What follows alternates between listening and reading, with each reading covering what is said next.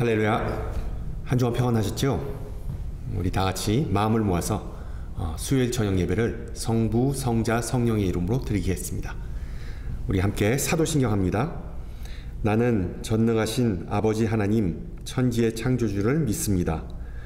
나는 그의 유일하신 아들 우리 주 예수 그리스도를 믿습니다. 그는 성령으로 잉태되어 동정녀 마리아에게서 나시고 본디오 빌라도에게 고난을 받아 십자가에 못 박혀 죽으시고 장사된 지 사흘 만에 죽은 자 가운데서 다시 살아나셨으며 하늘에 오르시어 전능하신 아버지 하나님 우편에 앉아 계시다가 거기로부터 살아있는 자와 죽은 자를 심판하러 오십니다. 나는 성령을 믿으며 거룩한 공교회와 성도의 교제와 죄를 용서받는 것과 몸의 부활과 영생을 믿습니다. 아멘. 찬송가 526장 하시겠습니다. 예전 찬송가는 316장입니다. 526장 목마른 자들아 함께 찬양합니다. 목마른 자들아 다 이리 오라. 이곳에 좋은 샘 흐르도다. 힘쓰고 애씀이 없을지라도 이 샘에 오면 다 마시겠네. 이 샘에 솟는 물 강같이 흘러 온 천하만국에 다 통하네. 빈부나 귀천에 분별이 없이 다 와서 쉬고 또 마시겠네. 생명수 샘물을 마신 자마다 목 다시 마르지 아니하고 속에서 솟아나 생수가 되어 영원히 솟아 늘 풍성하리. 이 샘의 이름은 생명의 샘물. 저수정빛같이 늘 맑도다. 어린 양 보좌가 근원이 되어 생명수 샘이 늘 그치지 않네.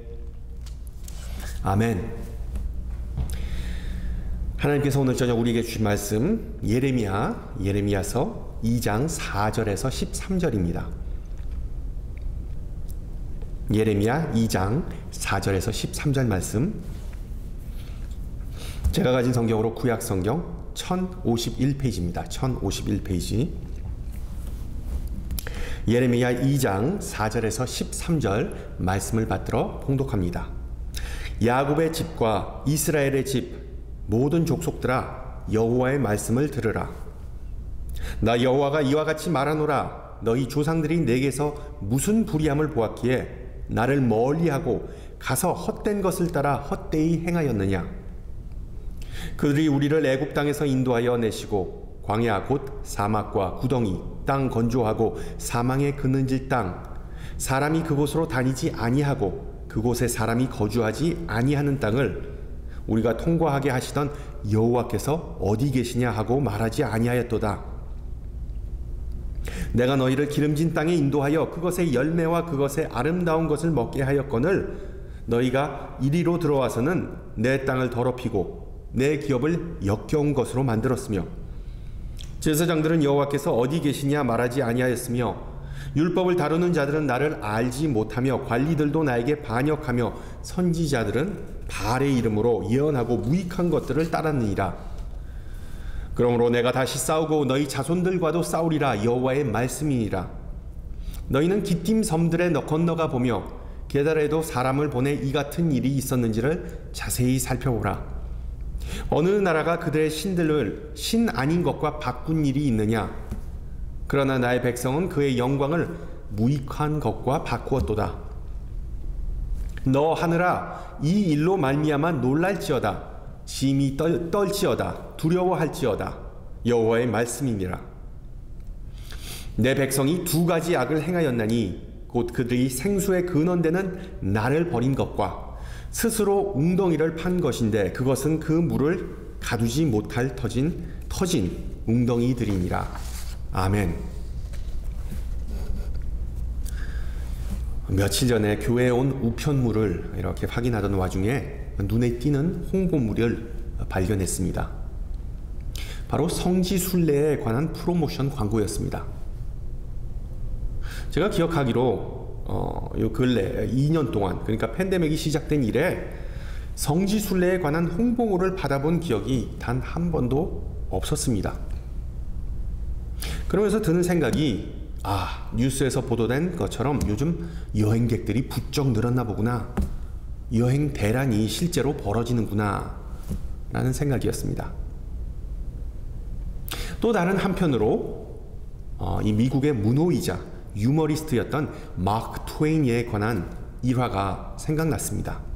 여러분, 어느 날 그 마크 트웨인은 유명한 지역의 사업가와 비즈니스맨과 대화를 나누었는데 그 사업가가 말하기를, 나는 죽기 전에 성지순례를 꼭 가고 싶습니다.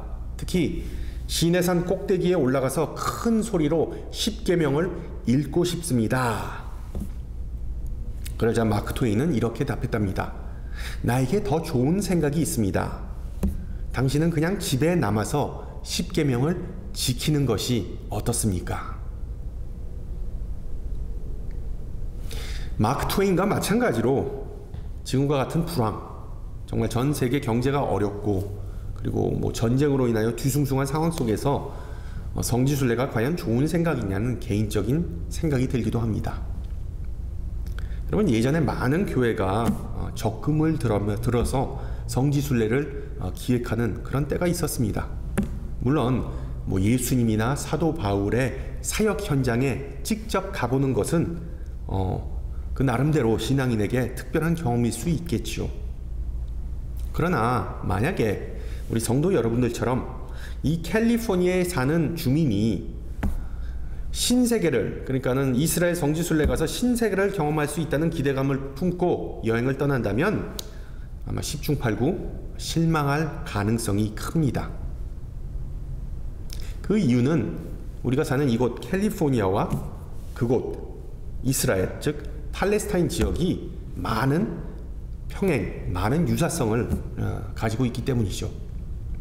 예를 들어 이스라엘에 딱 도착한 관광객은 날씨가 미국 서부와 상당히 유사하다는 것을 느낄 겁니다. 우리가 사는 이 캘리포니아 해안가는 이스라엘과 마찬가지로 소위 말하는 지중해 기후입니다.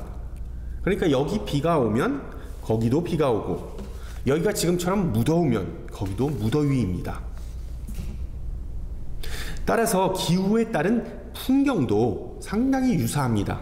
여기서 많이 볼 수 있는 야자수나 사이프러스 나무, 메마른 광야, 그리고 언덕과 그리고 골짜기와 같은 것들을 거기 이스라엘에서도 많이 볼 수 있습니다. 그리고 이 캘리포니아와 마찬가지로 팔레스타인 지역도 물 부족 때문에 곤욕을 치르고 있습니다. 이 나무 테를 연구하는 생태계 학자들에 의하면 지금 캘리포니아 주가 직면한 이 가뭄은 기록적인 것, 그러니까는 1200년 이래 가장 심한 가뭄이라고 판단합니다. 이 캘리포니아뿐만 아니라 미국 서부가 전반적으로 물 부족 위기를 수십 년 전부터 겪고 있죠. 마찬가지로 팔레스타인이 속한 중동은 상습적 물 부족 지역이라고 성경은 암시합니다. 여기와 마찬가지로 인재와 그리고 자연재해로 인하여 물 부족 사태가 극심해져서 이스라엘 정부는 요즘 아주 빡빡한 물 관리에 들어갔다고 합니다. 이스라엘 지역은 원래가 목마른 땅이었습니다. 그리고 그곳에 사는 사람들도 마찬가지죠. 성경에 나오는 사람들은 항상 목이 마른 상태였습니다. 성경에 등장하는 인물뿐만 아니라 모든 인간은 다 물이 필요하죠. 과거에는 그냥 목이 말라서 그냥 목을 축이기 위해서 물을 마셨지만 지금은 하루에 적어도 물 8잔을 마셔야 한다고 건강 전문가들은 말하고 있습니다. 몸에 수분을 충분히 공급하는 것, 이것은 건강한 삶 그리고 긴 수명을 위한 표어가 됐습니다. 충분한 물을 섭취하는 것, 물론 웰빙을 대변하는 문구이지만 태초부터 우리 인류가 인식했던 가장 기본적인 현실, 그 사실을 전달해 줄 뿐이죠. 즉 인류에게는 물이 없이는 살 수가 없다는 것입니다. 물이 필수라는 것이죠. 그렇지만 물을 충분히 섭취하는 것은 결코 쉬운 일이 아니었습니다. 방금 말씀드렸듯이 고대 근동 지역뿐만 아니라 전 세계 모든 곳에서 물은 늘 항상 부족했습니다. 모든 도시가 처음에 수로를 끼고 세워진 것을 보면 그렇죠. 더 큰 문제는 지금 우리에게는 충분한 물뿐만 아니라 양질의 깨끗한 물이 부족해졌다는 사실입니다. 여러분, 몇 년 전에 미시간주 플린트라는 그 지역에서 납으로 오염된 수돗물 사태가 크게 벌어졌죠. 여러분 혹시 그거 아십니까? 왜 많은 사람이 정말 수십조를 써가면서 생수통을 구매할까요?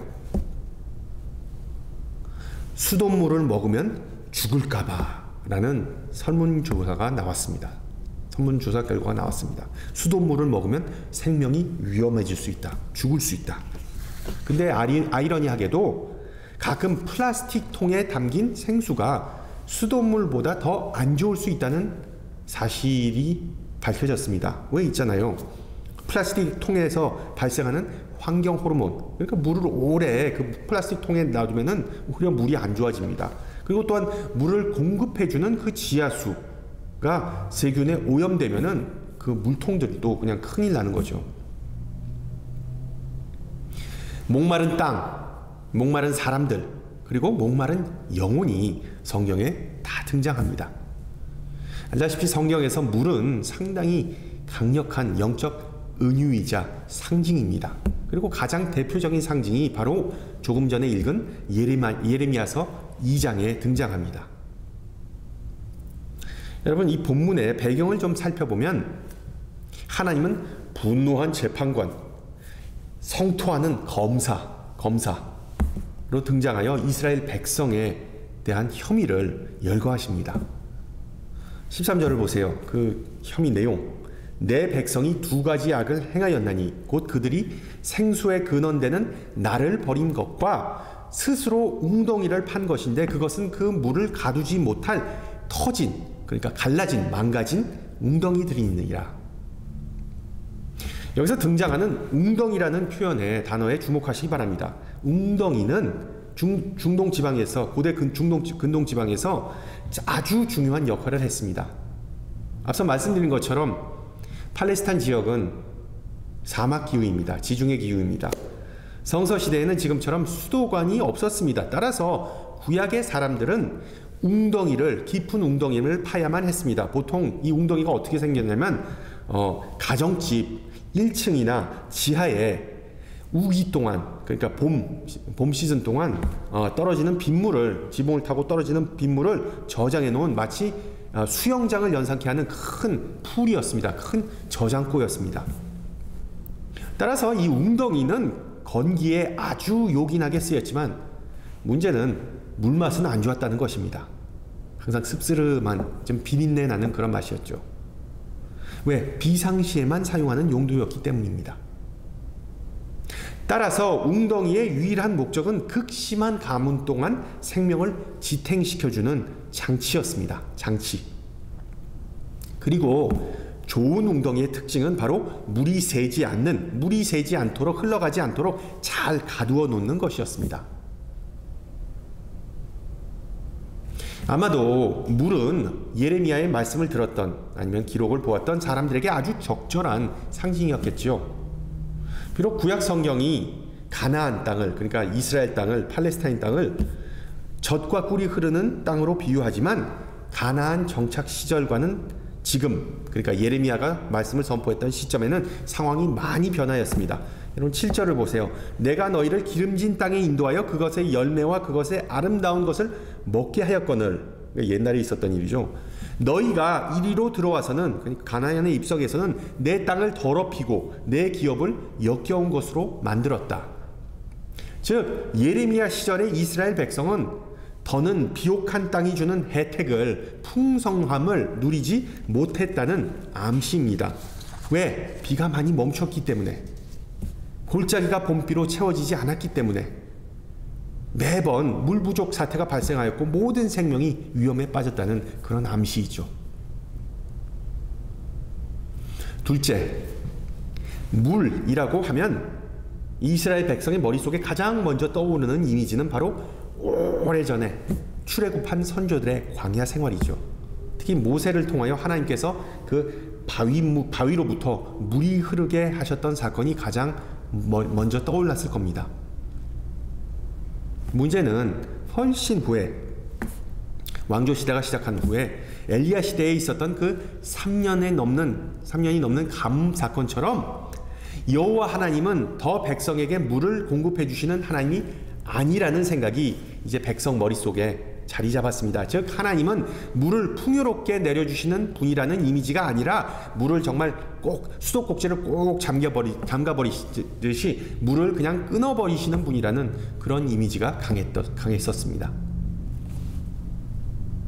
마지막으로 예레미야 선지자가 글을 쓰는 시점은 바빌론 제국이 이미 이스라엘을 침공했던 시기였습니다.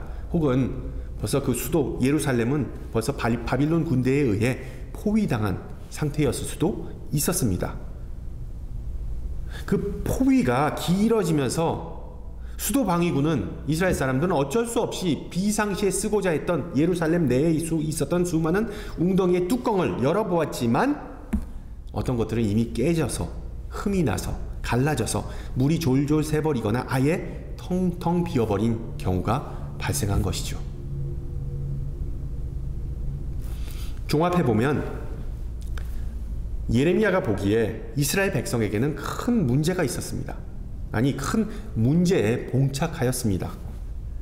그들의 수도인 예루살렘 도성에 백성이 충분한 물을 공급하고 저장해 놓지 않았다는 것과 더불어 자신들의 개인적인 영적인 웅덩이를 관리하는 데 실패했다는 점입니다.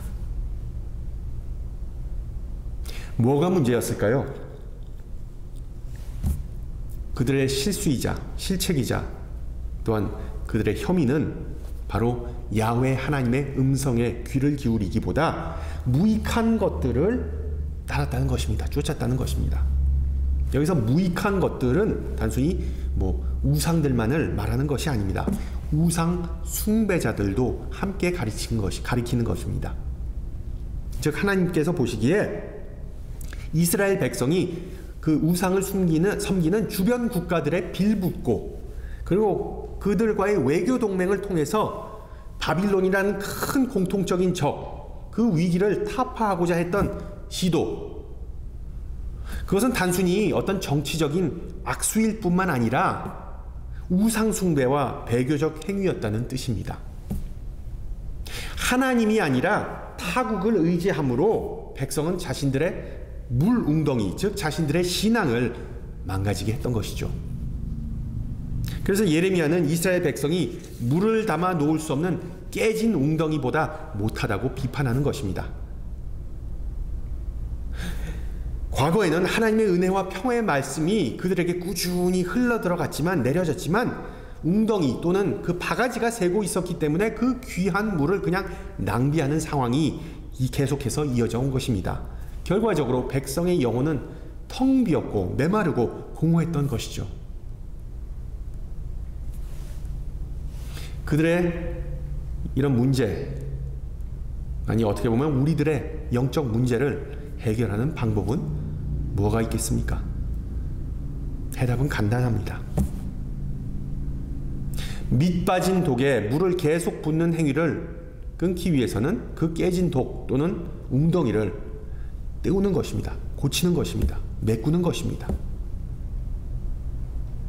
다르게 말하면 예수 그리스도의 제자의 영은 확신이 충만하고 자신감이 늘 가득하여야 한다.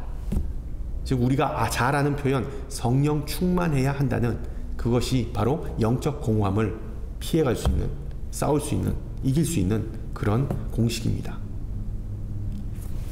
여러분, 많은 성도에게 이 성령 충만이라는 표현은 아주 좋은 표현이죠. 모두가 갈망하는 그런 좋은 의미이지만 다른 한편으로 그게 정확히 어떤 개념인가를 파악하기란 쉽지가 않습니다. 아리송한 표현이기도 하죠. 그래서 성도들이 대체로 갖는 질문, 어떻게 해야 내가 성령 충만할 수 있을까? 오순절 다락방에 사도들처럼 그냥 우리가 방언을 하고 그리고 뜨거워가지고서는 그냥 전도를 하고 이것이 성령 충만한 것인가? 그건 아닌 것 같죠. 어쨌든 어떻게 해야 나의 웅덩이, 그러니까 다윗의 표현처럼 나의 영혼이 넘칠 수 있을까? 이것이 우리가 갖는 공통적인 질문입니다. 근데 그 해답 또한 간단합니다. 성령 충만할 수 있는 가장 좋은 방법의 하나는 우리가 생각하는 어떤 산에 올라가서 그냥 나무를 붙잡고 그냥 한두 그루를 뽑아내는 그런 기도를 통해서가 아니라 성령 충만할 수 있는 가장 좋은 방법의 하나는 바로 꾸준한 예배 생활입니다. 규칙적인 신앙생활을 통해 하나님의 말씀, 즉 생명의 떡이자 생수가 되신 예수님의 말씀을 꾸준히 듣고 묵상하는 것. 물론 어떤 이는 그 말씀을 그냥 듣기만 해서는 안 되고 그 말씀대로 사는 것이라고 말하겠지만 적어도 그 생명의 양식, 그 생명수를 꾸준히 우리의 영이라는 우리의 웅덩이 안에 모아놓는 것이 그 핵심입니다. 당연한 얘기죠. 채워놓지도 않은 물을 어떻게 우리가 사용할 수 있겠습니까? 예레미야 선지자의 날카로운 예언이나 우리 예수님의 평화의 말씀은 둘 다 모두 우리가 영생하도록 솟아내는 샘물이라는 사실을 기억하시기 바랍니다. 여러분과 저는 그 물을, 그 은혜의 강물을 받아서 저장해 놓고 있다가 영적으로 목마른 사람에게 새 생명과 새로운 삶의 의미를 갈망하는 모든 이들에게 공급해 주라는 소명, 사명을 받은 것입니다. 우리의 소명은 이 세상 사람들이 헛된 것들, 즉 우상과 같은 엄한 것들에 눈을 돌리지 말고 참된 생명과 풍성함의 근원이신 이스라엘의 하나님에게로 돌아서게 하는 것입니다. 물론 그것이 가능하기 위해서는 단서가 붙습니다. 한 가지 단서가 붙습니다. 우리 영혼 속에, 즉 우리 웅덩이 속에 과연 물이 가득 차 있는가? 왜 신앙인이나 비신앙인이 자신의 웅덩이, 자신의 영성, 즉 자신의 심신, 자신의 내면의 세계에 대해 아예 신경을 꺼놓고 살까요? 심지어 자신의 영혼을 망가뜨리고 피폐하게 만드는 행위를 일삼고 그런 행태까지 보입니다. 이에 대해 사도 바울도 비슷한 질문을 로마서 7장에서 하죠. 우리가 잘 아는 구절이자 신학적 딜레마이자 수사학적 질문입니다. 내가 행하는 것을 내가 알지 못하노니 곧 내가 원하는 것은 행하지 아니하고 도리어 미워하는 것을 행함이라. 오라, 나는 곤고한 사람이로다. 이 사망의 몸에서 누가 나를 건져내랴. 바울은 자신의 영혼이, 자신의 웅덩이가 그 육신의 생각과 그리고 영의 생각으로 분열된 그 갈등을 일으키는 현실을 한탄하지만 그 다음 장에 가서 로마서 8장에서 어떻게 하나님의 도우심을 통하여, 어떻게 성령의 역사하심을 통하여 소망과 구원을 되찾을 수 있는지를 설명합니다. 마찬가지로 우리도 하나님께서 도와주신다면 망가진 우리의 웅덩이, 우리의 영혼을 먼저 진단할 수 있고 바라볼 수 있고 그 영혼이 망가지게 되는 그런 사태를 멈추고 그 망가지게 하는 행위를 멈출 수 있다는 것을 바울은 가르쳐 줍니다. 이스라엘 백성이 생수의 근원이신 하나님을 버리고 허술한 웅덩이를 팠다는 예레미야의 비판 속에서 신약에 와서 예수님과 그 수가성 여인의 대화가 떠오르죠. 이 사마리아 여인은 그 우물에서 기른 물이 시원하고 깨끗하다고 자랑합니다. 그러자 예수님은 그 우물물을 마시는 자는 다시 목마를 것이라고 말씀하십니다. 여러분, 이게 무슨 뜻입니까? 인간이 세상적인, 세속적인 욕망을 추구하는 것은 그 순간에는 기쁨을 주는지 모르지만, 그리고 또한 그것이 반드시 나쁘다고 말할 수는 없지만 그 기쁨은 절대로 지속되지 않는다는 의미입니다. 반대로 내가 주는 물을 마시는 자는 영원히 목마르지 아니하리라 라는 말씀처럼 우리가 예배하면서 하나님의 말씀, 생명수 되신 예수님을 대면하면 우리의 눈이 뜨이고 우리의 눈이 밝아지고 우리의 시야가 넓어지면서 크고 작은 죄를, 우리의 금간 웅덩이를 비로소 볼 수 있게 된다는 의미입니다.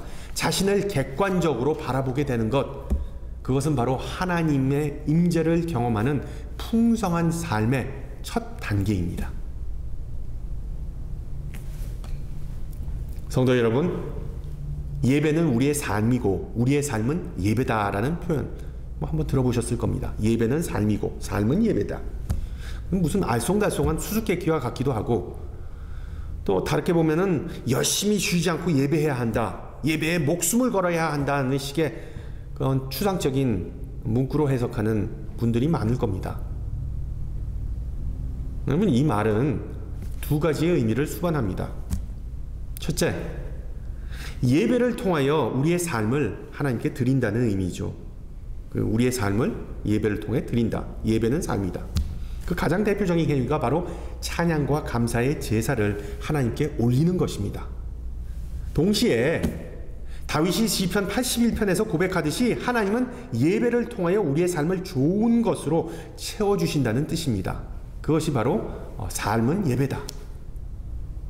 선하신 하나님은 우리를 충만케 하시고 우리의 삶을 충만케 하시고 우리의 잔을 넘치게 하시는 분이심을 믿으시기 바랍니다. 아멘. 그렇습니다.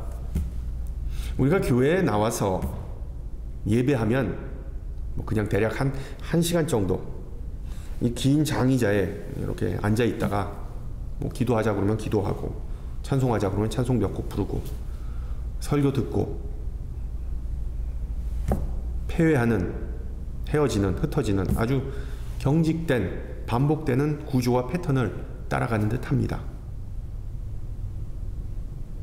그러나 그런 예배의 내면에는 올림과 그리고 또한 내림이 끊임없이 교차하는 역동성이 존재합니다. 그것이 바로 성령의 교통케 하심과 성령의 역사하심입니다. 물론 예배의 핵심, 예배의 첫 번째 목적은 하나님께 영광을 돌리는 것이지만 그 부수적인 효과 중에 하나는 바로 우리 예배자들이 영적으로 성장할 수 있다는 것, 우리의 믿음이 자라는 것입니다. 우리의 웅덩이가 더욱더 강화되는 것이죠. 튼튼해지는 것이죠. 그래서 지금처럼 어렵고 힘든 불안과 위기 때문에 엄습해오는 온갖 불안함과 걱정이 예배자에게는 별다른 영향을 미치지 못하게 됩니다. 왜?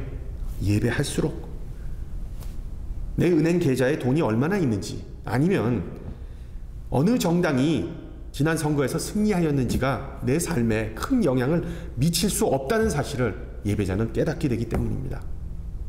오직 그리스도 안에서의 하나님의 사랑만이 우리의 삶을 주관하심을 믿고 고백할 수 있기 때문이죠.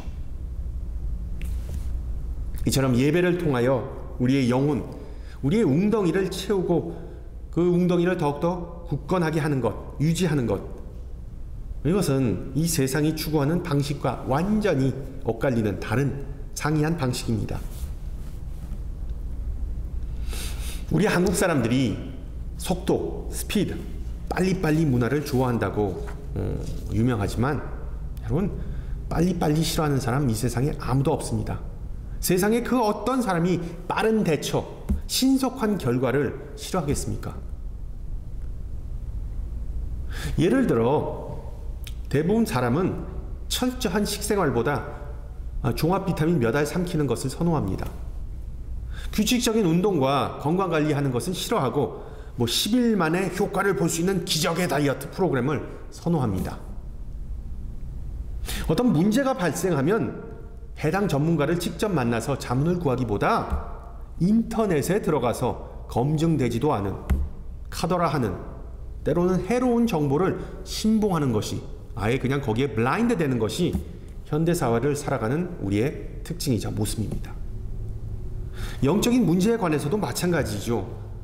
내가 최고라는 것, 내가 내 자신을 가장 잘한다는 것, 내 방식이 최고라는 그런 생각에 사로잡혀서 내 주변에 있는 사람들, 그리고 내가 속한 신앙 공동체에 있는 이들을 신뢰하거나 그들과 상의하기보다 인터넷 같은 곳에 질문을 올리거나 유튜브 비디오를 검색해 보면서 문제를 해결하고자 합니다. 왜? 그게 빠르니까. 그게 편하니까. 만약에 그렇게 해서 결과가 시원치 않으면 우리의 영성이 여전히 갈라지고 메마른 상태라는 느낌이, 그런 경각심이 갑자기 든다면 그제서야 하나님에게 매달리고 기도하면서 문제 좀 빨리 좀 응답을 달라고 그냥 구합니다. 그러면 하나님은 응답을 주실 수도 있고 안 주실 수도 있습니다. 그것은 오직 하나님의 마음이죠. 간혹 아니면 대부분의 경우 하나님께서 아무런 응답을 주시지 않으면, 그러니까 yes가 아닌 no가 하나님의 뜻인가 보다, no가 하나님의 뜻인가 보다라고 나름대로 어떤 신학적인 결론을 도출해냅니다. 자기의 행태를 합리화시킵니다. 여러분, 그건 분명히 잘못된 생각이죠. 왜? 시간에 딱 맞춰서 크로노스가 아닌 카이로스가 아닌 크로노스 시간에 맞춰서 최후까지 미루다가 응답하시는 것은 우리가 선호하는 방식일 수는 있지만 하나님께서 선호하시는 방식은 아닙니다. 하나님은 선하시지만 째째하신 분이 아니시죠.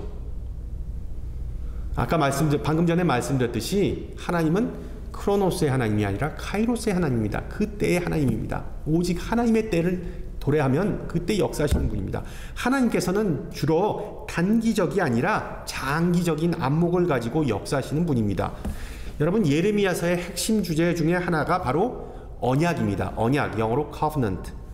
언약을 다른 말로 계약, contract, 아니면 약속, promise 라고 우리가 대충 이해하고 번역할 수 있는데, 여러분, 이 언약은 며칠 또는 몇 달의 개념이 아닌 수백 년이라는 기간에 걸쳐 지속되는 현실이자 관계입니다. 오늘 이 본문에서 이스라엘 백성의 혐의는 바로 오래전에 하나님과 맺은 그 언약을 그들이 스스로 파기했다는 것입니다. 그러니 사람들은 그것은 기억하지 못하고 왜 하나님이 없냐고 그냥 따지는 것이죠. 그래서 예레미야의 사역은 이스라엘 백성에게 그 언약이 여전히 유효하다는 것을 다시 일깨워주고 그 언약을 백성이 다시 지키도록 사람들의 마음을 돌리는 것입니다. 그 언약은 지금 즉시 개개인의 삶을 통하여 효능을 발휘하거나 눈에 드러나는 것이 아닙니다. 그 언약은 이제 후손 대대로 이어지는 오랫동안 다가올 미래에 서서히 효과를 발휘하고 완성되는 것이라고 예레미야는 설명하죠.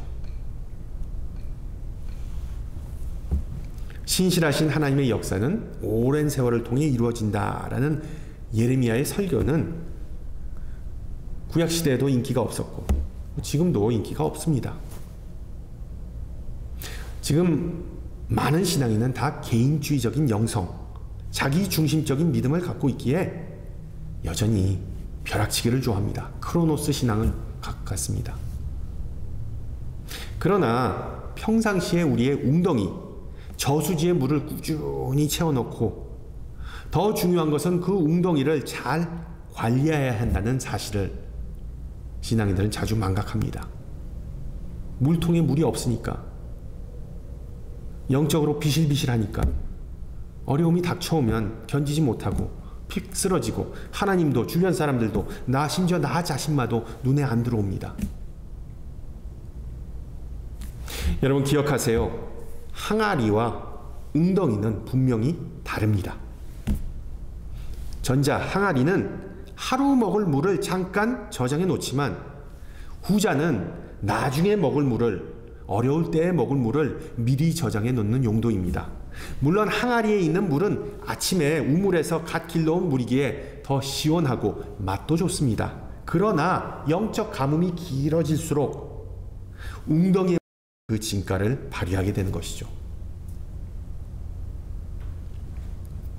리더십 전문가 스티븐 코비의 베스트셀러 성공하는 사람들의 7가지 습관이라는 책에 나오는 톱날을 갈아라 라는 예화가 있습니다. 한 나무꾼이 있었는데요. 매일같이 쉬지 않고 나무를 톱으로 벤 나머지 이 톱날이 너무 무뎌져서 나무 하나를 베는데 엄청난 시간이 걸렸습니다. 그래서 다른 나무꾼이 그 나무꾼을 보고 매일같이 톱날을 가는데 시간을 좀 투자하라고 얘기하지만 그 나무꾼은 자기가 온종일 너무 바빠서 톱날을 갈 시간이 없다고 이야기합니다. 자기가 열심히 그 톱질 소리를 들으면 들을수록 그게 어떤 그 마음에 안정감을 주고 그리고 이제 조금만 더 하면 되는구나 라는 그런 착각이 들기 때문이죠. 실제로 톱질을 그냥 멈추고 과감하게 멈추고 톱을 정비하고 날을 조금만 세운다면 힘도 훨씬 더 들이고 그리고 시간도 반 넘게 절약할 수 있다는 단순한 사실을 잊고 사는 것이 많은 현대인의 모습입니다. 여러분, 예배는 마치 톱날을 세우는 것과 마찬가지 원리입니다. 우리는 매일 직장에서 또는 비즈니스에서 가정에서 톱질을 하면서 삽니다. 그 쳇바퀴 같은 일상을 잠시 멈추고 기도와 묵상의 시간을 보내고 선포된 말씀을 읽고 듣는 그 예배 없이, 예배의 삶에 없이 우리의 영적인 촉은 무뎌지고 우리의 영혼은 항상 지치고 스트레스 받고 메마르기에 십상입니다. 그냥 주님께서 다 알아서 하시겠지라고 믿고 맡기는 것은 얼핏 보면 정답인 듯 보이지만 우리의 게으름과 우리의 매너리즘, 우리의 무지를 포장하는 변명일 수도 있습니다. 사랑하는 성도 여러분, 이 무더운 여름에 항상 기억하시기 바랍니다. 예배를 통해 우리의 톱날을 항상 세우고 갈라지거나 깨진 우리의 웅덩이를 수리할 수 있는 그런 쉼과 그런 여유를 주님 안에서 누리시기를 축원합니다. 함께 기도합니다. 사랑하시는 하나님, 우리를 눈동자같이 돌보시고 우리의 모든 근심과 꿈과 필요를 외면하시지 않고 일일이 신경 써주심을 감사드립니다. 더운 날씨가 이어지면서 우리의 몸과 영혼은 지치고 메말랐지만 오늘 이 저녁 예배 시간 성령을 통하여 시원하게 그리고 촉촉하게 해주는 생명의 말씀, 생명수를 공급해 주심을 감사드립니다. 또한 2000여 년 전에 우리를 구원하시기 위해 십자가에서 목이 마르다라고 외치신 예수님을 우리에게 주심을 기억하면서 감사드립니다. 예수님으로 인하여 다시는 영생을 놓고 목마를 이유도 없고 갈등할 이유도 없음을 고백하고 찬양합니다. 사랑의 주님, 우리의 영혼이 메마르고 갈라져서 주님의 은혜가 셀 때마다 그 문제를 볼 수 있게 하옵시고 우리 자신이 아닌 주님에게 도움을 구하는 지혜를 갖기를 간구합니다. 이 세상이 주는 거짓된 포만감에 눈을 돌리거나 각종 유혹에 빠지지 않게 하시고 우리의 영혼을 충만하게 채우시는 주님만을 경배하고 찬양하기를 소망합니다. 우리는 메마른 광야를 여행하는 목마른 백성이오니 생수의 근원 되신 주님에게 발걸음을 다시 향하게 하사 우리의 영혼을 채우시고 소생케 하옵소서. 함께 주님 가르쳐 주신 기도합니다. 하늘에 계신 우리 아버지, 아버지의 이름을 거룩하게 하시며 아버지의 나라가 오게 하시며 아버지의 뜻이 하늘에서와 같이 땅에서도 이루어지게 하소서. 오늘 우리에게 일용할 양식을 주시고 우리가 우리에게 잘못한 사람을 용서하여 준 것 같이 우리 죄를 용서하여 주시고 우리를 시험에 빠지지 않게 하시고 악에서 구하소서. 나라와 권능과 영광이 영원히 아버지의 것입니다. 아멘. 네, 오늘 예배가 끝났습니다. 성도 여러분, 더운 날씨 속에서도 항상 물 많이 섭취하시고요. 그리고 또한 예배하는 삶을 통해서 하나님께서 공급해 주시는 은혜를 많이 받으시고 저장하시고 또한 예배하는 삶을 통해서 하나님께 영광 돌리는 그런 복된 성도 되시기를 축원합니다. 다음 주 이 시간에 뵙겠습니다.